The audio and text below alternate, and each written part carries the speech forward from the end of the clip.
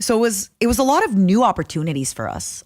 It was. Yeah. So, because people have to remember, we're technically like less than a year old as VTubers, right? I know.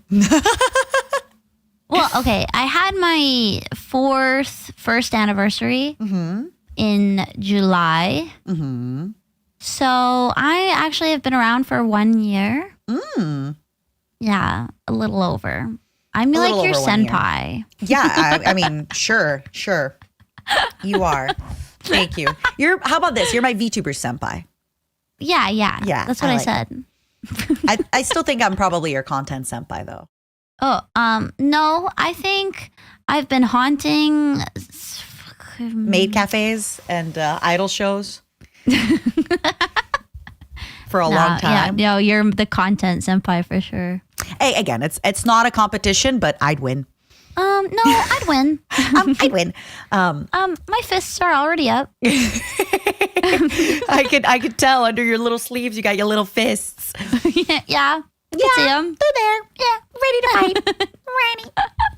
I think that's the biggest thing. There's a lot of trust and loyalty between us, which means a lot to me. Like, when you're not there, I speak good. Even though, publicly I'm like, she's gay.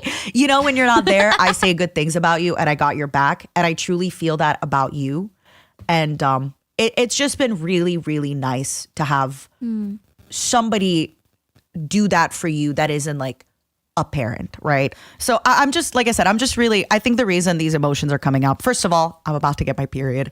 But second of all, it's really just how much chaos has been in this year, not just in the negative, but in the positive. And knowing that like, it really felt like I didn't have to navigate this alone. Even if sometimes some problems were only mine, right? Like some of the stuff I was only dealing with and you weren't dealing with them, or vice versa. I still felt like you were there and it kind of eased the burden a lot for me. Thanks for getting COVID with me. Thanks for giving me COVID. Oh, what a bonding experience if that wasn't what I think that was the truest test of our friendship I think anyone could ever go through. Because the fact that we remained friends after spending thousands of dollars to go to another country to do a thing and then literally first of all getting the wrong hotel, then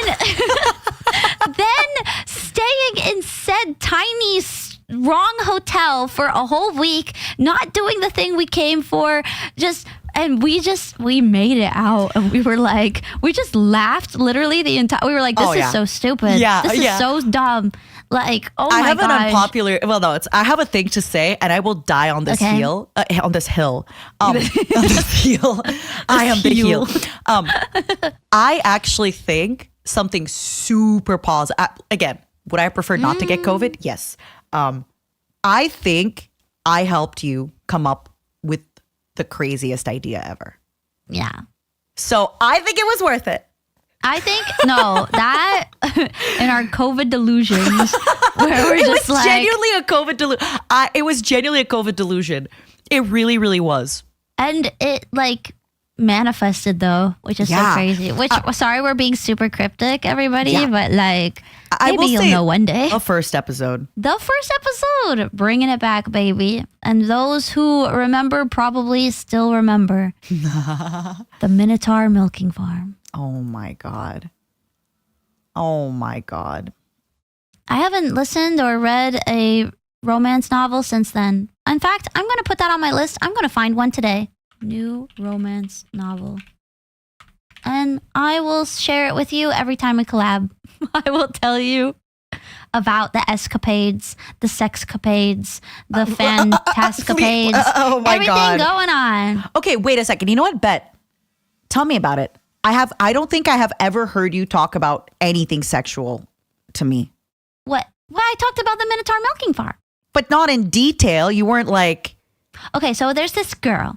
She is down on her luck. She's like a millennial, which all millennials are down on their luck.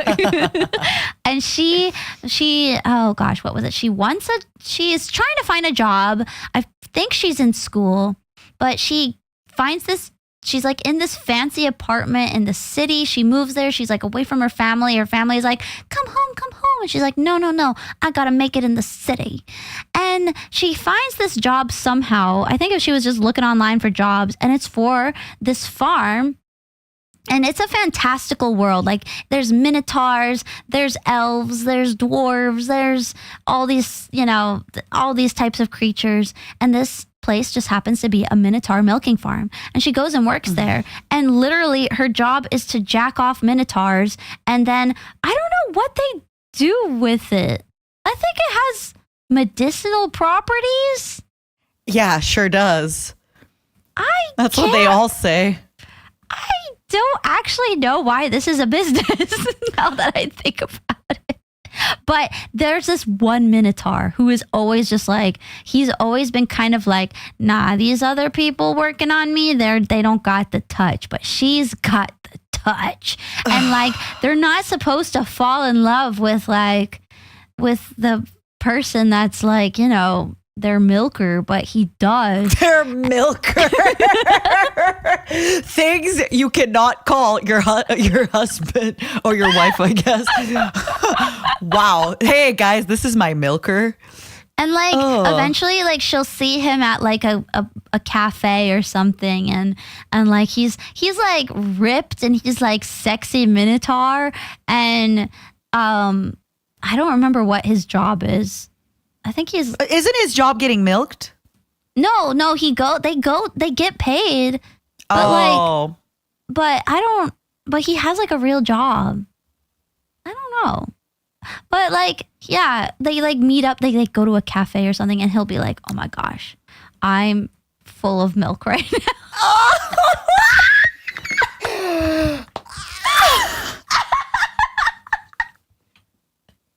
You know what?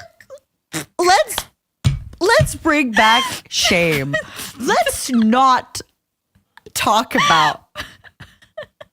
This is like full circle. We started the podcast with me talking about this, and we ended the podcast with me discussing in detail. You should listen to it.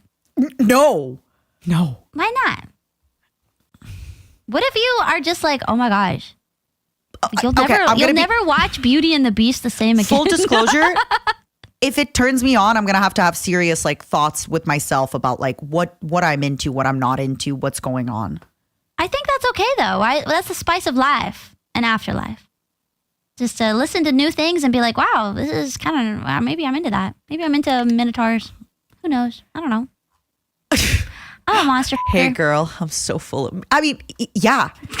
But like the line, the fact that he goes, hey girl, I'm just full of milk right now. I don't think he says that. I think I exaggerated. Okay. I do remember he has the biggest balls of all of them. And she is in on those balls. She loves his balls. Like genuinely. She's just like, oh my gosh, he's got really big balls.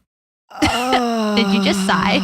I am stun-locked. I am stun-locked, Angel. It has been such an incredible summer, and I'm so eager for what's to come next as well. This is where like I'm so happy right now, and there's so much good on the horizon that I know that bad times happen to everybody, and that's normal, and whatever happens, I'm so okay with it, and I'm so happy. Me too. Yeah. Thanks again for inviting me for this, and thanks to everybody for supporting us. And see you guys in the next adventure. Bye. Bye. Happy fall. Happy fall. No, be more excited. Exciting. Bye. Happy fall. I love you all. Thanks for watching. We love you so much. This was so much fun. Love you, Matara. You never say it. She said, editor, do not cut it out. You don't understand. I say, I love you, Mid, so many times. And she goes, I already stopped recording. No, I'm still recording. Oh no. Are you for real? I don't have your audio capture. I'm just kidding. Oh my God. You don't understand. I have said, I love you, Mid, so many times. And she always goes, okay. She loves me. She hates you, but she loves me. Bye. Goodbye.